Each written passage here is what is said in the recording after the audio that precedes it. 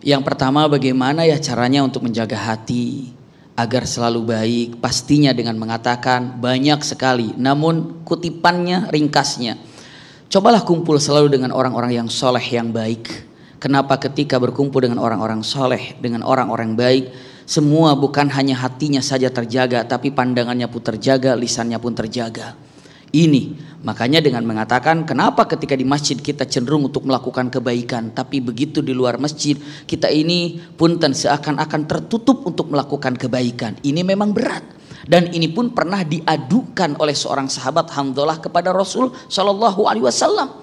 Kata Hanzalah, ya Rasulullah, kalau saya berada di masjid, berada di hadapanmu, rasa-rasanya keinginan untuk berbuat baik itu ada, tapi begitu saya keluar dari masjid lupa semuanya, kehendak keinginan itu tidak ada. Ketika di masjid, nanti malam tahajud, nanti saya khatmul Quran, tapi begitu keluar dari masjid lupa lagi. Nah, apa kata Rasulullah dengan mengatakan kehidupan itu adalah berganti dan berganti.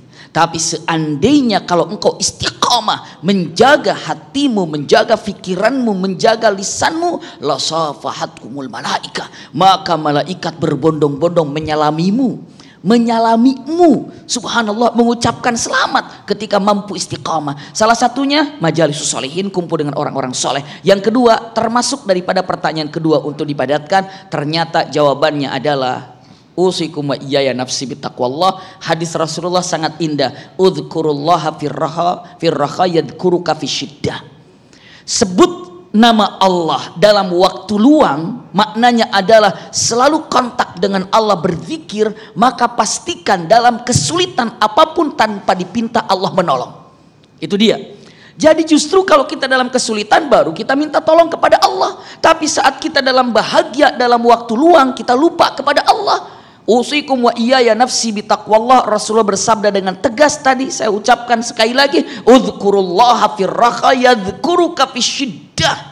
Anda selalu mengingat Allah dalam kesendirian, dalam waktu luang. Pastikan saat Anda dalam kesulitan, sampai ketika sakaratul maut pun Allah akan mudahkan. Kenapa? Karena selalu menyebut Allah dalam waktu luang yang kita miliki.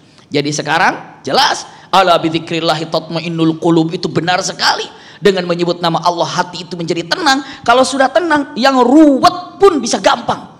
Jadi kalau ada kata-kata ruwet itu nggak tenang hatinya. Iya. Tapi kalau hatinya tenang, nggak ada ruwet itu. Kenapa? Karena ala bidzikrillahi tatmainnul qulub, itu dia.